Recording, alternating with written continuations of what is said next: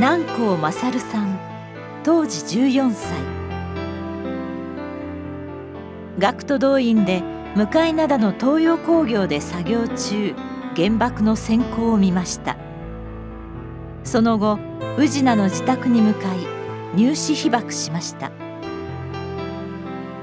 建物疎開作業に出ていた弟の修さんは大やけどを負いながら帰宅しましたが、その日のうちに亡くなりました。核兵器の完全な廃絶こそが原爆で亡くなった方への償いではないかと南光さんは語ります。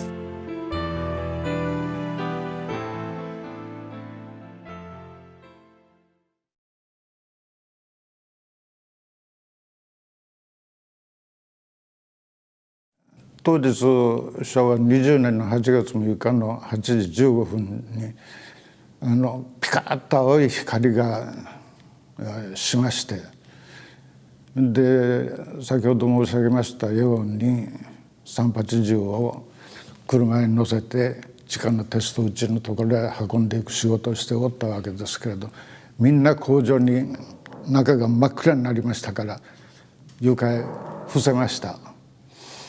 でしばらくそのままでおりましたんですが、だんだんに明るくなってきたのでみんな工場の外へ出て、集合ということになったわけでございます。特に工場がですね壊れたとかなんとかいうようなことはありませんでした。特に窓ガラスが壊れたとか破壊されたとかいうようなことはなかったように思うんです。工場の中がだんだん明るくなって外へ出ようということで外へ出たということでございます。それで学校の生徒は家に帰れという先生の指示がそこで出たわけでございます。それで、同じ方向に帰る者5、6人の者が一緒になって東洋工業の門を出て大津街道を広島方向へずっと歩いたということでございま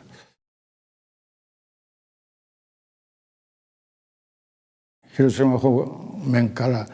第8車に荷物を乗せたり自転車へ荷物を乗せたり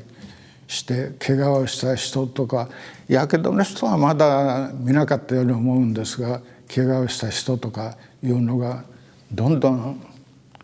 こっちへ向かってやってくるというのに会いました。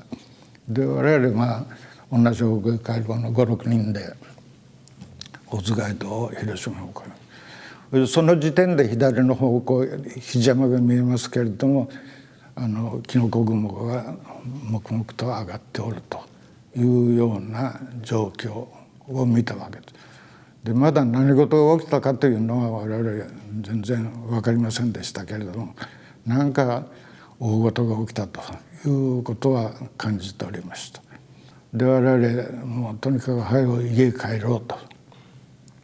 いうことで、宇品に住んでおるもんばっかりでございましたから、どんどん電車道を歩いて、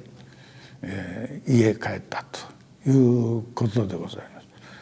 私の家は当時宇品の12丁目でございまして、今で言いますとみゆき、確かみゆき2丁目になると思いますが、みゆき通りに面しておりまして、そこへ帰りました。おふくろ一人が玄関のところへ立って私やら弟の帰りを待っておったということでございます。確か11時かぐらいに家へ帰ったんではないかというように思います。で家はガラス戸やなんかはもう全部壊れておりまして、家の座敷に大きな石が飛び込んでおります。爆風で飛び込んだんだと思いますが、そういう状況でございました。でみゆき通りをやっぱり人がですねもう塊になってどんどん宇品の方向へ大声を上げたり泣き声を上げたり大怪我したりやけどしたりした人がどんどん宇品の方向へ海岸を向けて歩いていくというのがうちのすぐ玄関の前流儀通りをそういう人が列をなしていっておるというような状況でございました。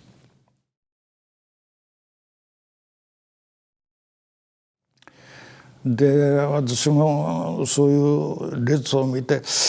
弟がどうなったかなと。弟はちょうど一中の1年生で当日市役所の裏付近へ建物疎開の作業で行くということで出かけておりましたからどうなったかなと心配になりまして、で確か2時か2時半ごろでございましたが自転車が家の玄関のところへ止まったわけです。それで荷台に弟が乗せてもらって売ったわけです。でお年寄りでもないんですが若い人でもない中老の男の人が自転車を家の前へ止めて弟を荷台から下ろす。私は誰か分からなかったんですが母が「おさむちゃん」って名前が南光おさむでございますから「おさむちゃん帰った」というんで飛び出してきた。で弟は荷台から下ろしてもらって家へ連れて入ってその時にパンツ一枚の姿で顔はもう大きく顔も頭もやけどで膨れてそれから手や体の方も大やけどでございましたけれどももうその革ベルトをですねしっかり握っておったわけですね。一中へ入学した時に両親がお祝いで買い与えたベルトではなかったかというように思うんですけれどもそれを一本しっかり持っとったわけです。でその男の人が段原へ逃げておられましたと言うて私に言われました。段原へ逃げておられましたと。でその人のおかげで弟は家へ帰ることができたと。本当にその人恩人なんです。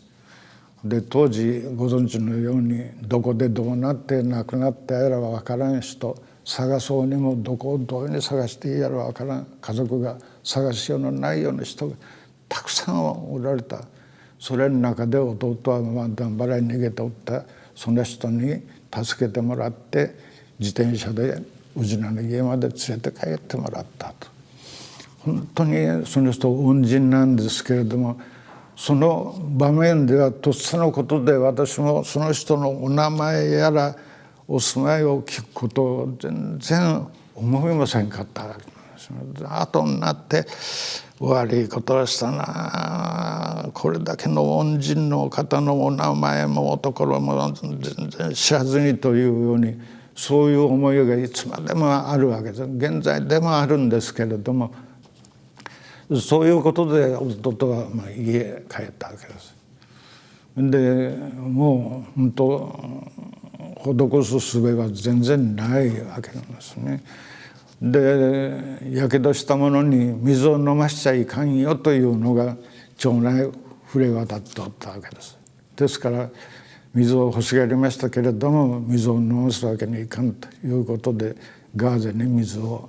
浸して唇を湿らせる程度おふくろがそれをしたわけです。で近所の人が5、6人集まりましてね戸板に乗せて宇品の暁部隊の陸軍病院へ連れて行ったらどうかという話も出て近所の人が相談してくれたんですけれどももうこれだけの状況の中で連れてっても見てもらうわけにはいかんだろうなとそういうことでそれは取りやめになりまして弟は家の座敷で横になっておったということでございます。で帰ってきたのが2時から2時半頃だったと思いますが、夕方薄暗くなりかけた頃に亡くなりました。で亡くなる前にですね、弟が手旗信号のような手の動かし方をしたわけです。横になったままでですね、物は言えませんが手旗信号のような手の動かし腕の動かし方をしたわけです。で私が後で考えますのに、手旗信号で最後の別れをしたんかなというように思ったわけで、弟は当時小学校の5年生の頃からですね、海洋少年団というグループに入っておりまして、で日曜ごとに集まりがあって、そこで手旗信号とか、それからロープの結び方とかいうようなものを練習しておったという、そういうこともあったもんですから、手旗信号のような腕の動かし方じゃなかったかなというように思う、後になっての思いでございますが、そういうことがございました。から6日の夜遅くなりまして、兄が呉から歩いて帰ってきたということで帰ってきました。兄と私とで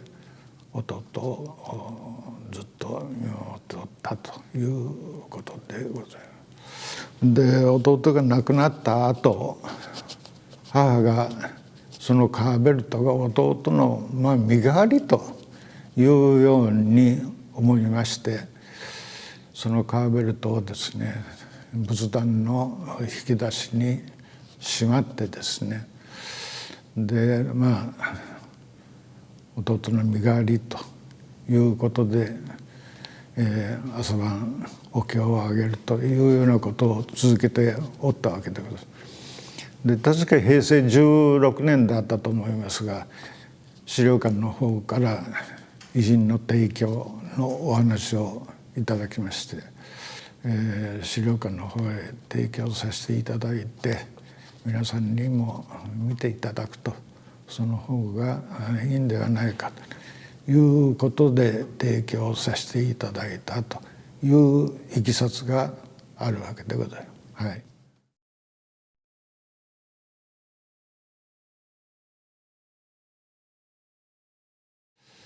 いかに戦争中とは言いながら、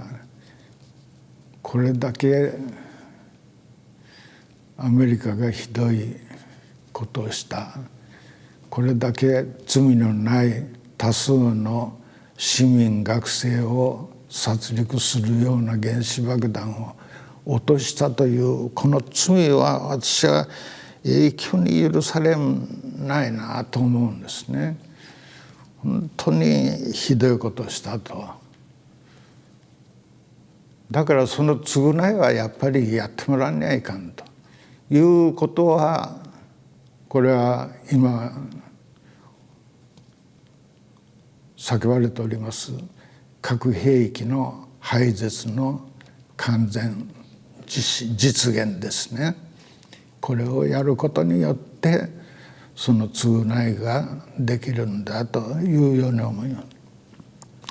そういう意味では核兵器の廃絶というのは、これは強力に進めていかにはいかんというように思いますね。